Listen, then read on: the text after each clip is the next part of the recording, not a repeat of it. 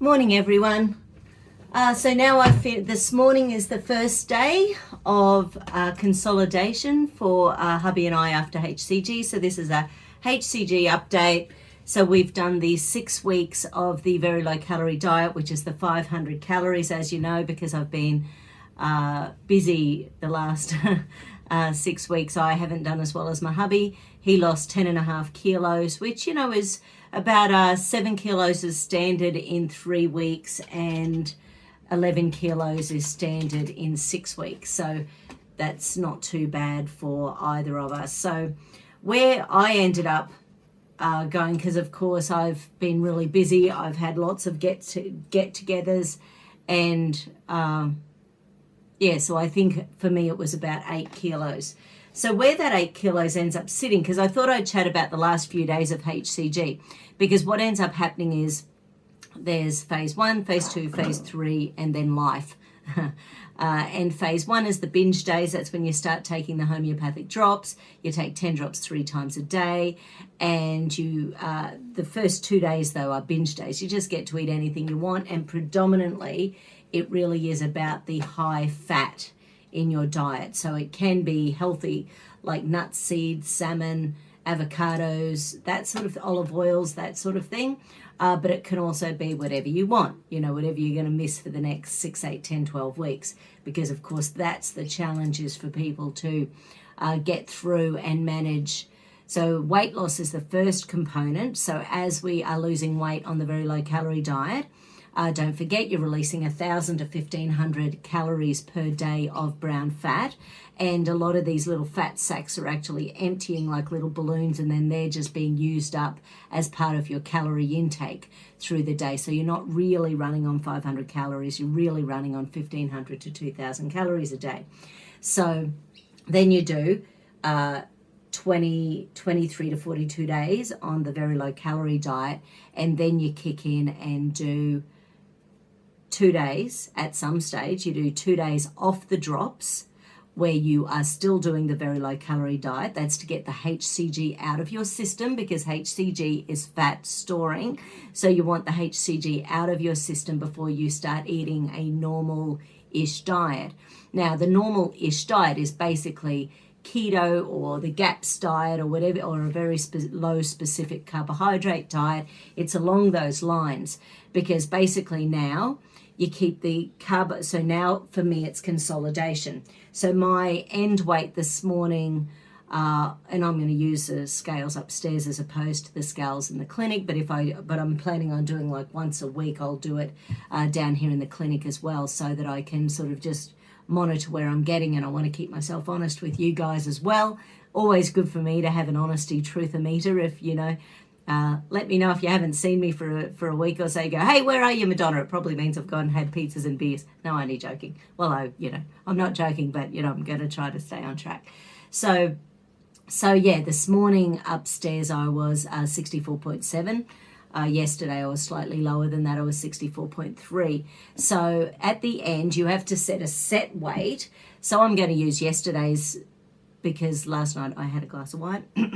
And so I think that's why I'm up fraction this morning. And basically what we're going to do then at the end, once you've got your set weight, the lowest amount on your HCG on the very low calorie, you add 900 grams to that. And anytime you hit 900 grams higher than your end weight for the next 3 to 6 weeks for consolidation, you've got to do either an apple day or a steak day. So basically what that means, just say you go out with friends, you actually do have a couple of glasses of wine, it creates the inflammation in your system, you're storing heaps more fluid, or you have 12 chicken wings, or whatever it is, 3 packets of chips, whatever it is that gets you up 900 grams more than your end weight, that's when you've got to go in and do a steak day or an apple day. So a steak day, you pretty much don't eat all day. You drink plenty of fluid, black coffee, black tea, lots and lots of water, lemon water, that sort of thing. So lots of no calorie, not the diet soft drinks. They, of course, have aspartame in. That's an inflammatory neurotoxin. You want to avoid those. But you have nothing all day, and then you enjoy a nice big bit of protein at night time.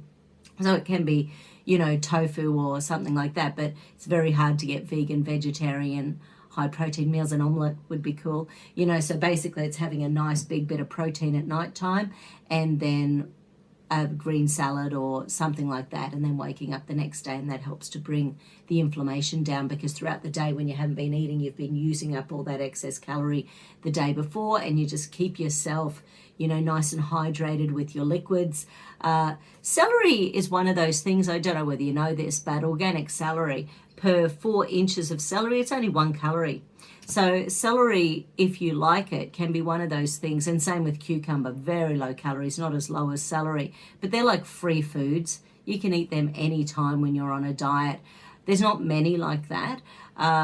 Raw tomato, if you're not adverse to the nightshade family, can be an idea as well. So anyway, those sort of things. So basically on what I ended up doing, I ended up losing so it was 8 kilos on the scales, but it ended up looking like about 4.5 kilos of regular fat, a litre of fluid, and the rest of it was tummy fat. And the good thing, as I've said before about brown fat, is it contains heaps of mitochondria. And mitochondria, as it's released from deep inside your body, because the brown fat is what's stored in and around your heart, your liver, your kidneys, your abdominal organs.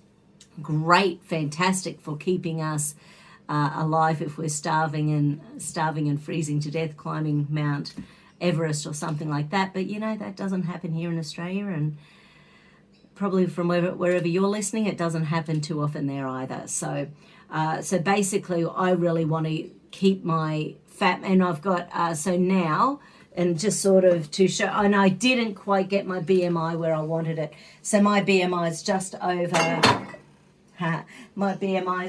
over 25 now, and I would really prefer it to be under 25, because normal is 20 to 25. So I've gone from nearly being obese, which is the 30 BMI. I think mine got as high as nearly 29. Yeah, 28.63 was at my highest when I started, and this morning it's 25.55. But now I'm going to kick into exercise. Exercise is one of those things on HCG. It can actually hinder, if you're an exercise nut and you're doing HCG, that is a real problem, because a lot of the time that can switch off your HCG drops from working, because you're burning so much energy and getting that adrenaline, cortisol, noradrenaline going when you're exercising. Sometimes, not for everyone, but that can be counterintuitive and not be so fantastic during HCG. So hubby and I haven't exercised for the last 6 weeks, except walking. Oh, I suppose I've done the streets, letterbox dropping and that sort of thing for hours, but quite a different thing. So at the moment my muscle mass is under where it should be by at least a kilo, and I'm hoping over consolidation, if I can get into my exercise, I'll have a bit more time hopefully now. So I'll be getting my exercise going, so hopefully that'll start to build my muscle mass back up. I haven't done any weights or anything for a long time, and this morning I hopped on the treadmill for the first time. I just did 20 minutes. I didn't want to do too much, because if you do too much you can undo the good. But every few days I'll be doing a VLA, and I just want to make sure that I keep that fat mass down, and then at some stage I'll probably do another round of HCG when I feel enthusiastic again, to get my fat mass down again and to really solidify a BMI well and truly in the normal range. But for the time being, that's been 6 weeks, and it's been a challenging 6 weeks as well. So take care. I'll be in contact, and talk to you soon. Bye.